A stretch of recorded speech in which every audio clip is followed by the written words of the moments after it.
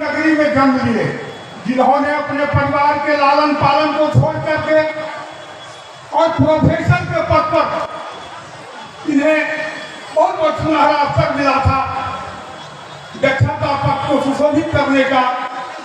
और वे एमएससी दे हैं, लेकिन इन्होंने उस जीवन को त्याग करके अपने जीवन के अपने परिवार के लालन पालन को त्याग करके और घर के 52 बीघे जमीन को छोड़ करके इन्होंने हिमालय की तराई में तपस्या करने में चले गए थे।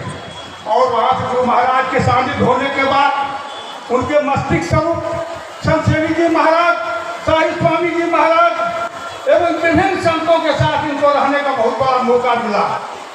एक बहुत बड़े तपस्वी, मनीषी, तपोनिष्ठ और महर्षि कहलाने का असली हकदार स्वामी योगानंद जी महाराज को है। इनकी तपस्या, इनकी साधना, इनका एक अनुपम भेंट है, भक्तों के बीच अनुपम भेंट है। इसीलिए मैं ऐसे महापुरुष को इस धरती पर देख करके सत नमन करता हूँ और साथ में इनके साथ साधु संतों को भी मैं हार्दिक रूप से नमन करता हूँ।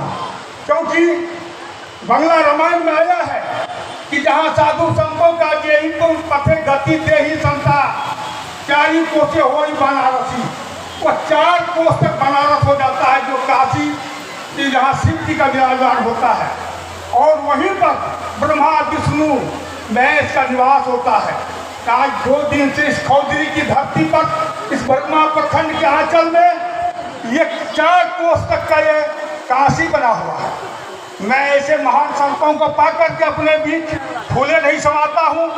मैं बार बार इनसे आग्रह भी करता हूँ कि आप बार बार हमारे बीच में आवे और हम लोगों को अपने ऐसे वचन से लाभान्वित करें जिससे हम लोगों का जीवन का उद्धार और सुधार हो। आज त्रेताप से चलते हुए समाज में ऐसे महापुरुषों की बहुत बड़ी योगदान है।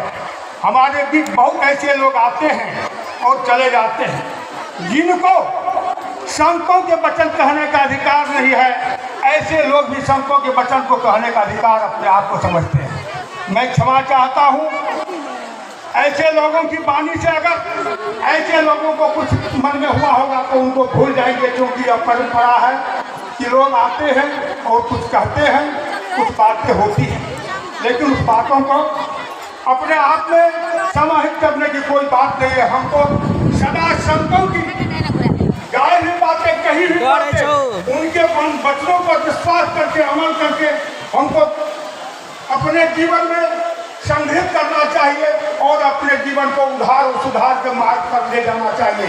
इन्हीं चंद शब्दों के साथ में अपनी वाणी को विराम देता हूँ और साथ ही आग्रह करता हूँ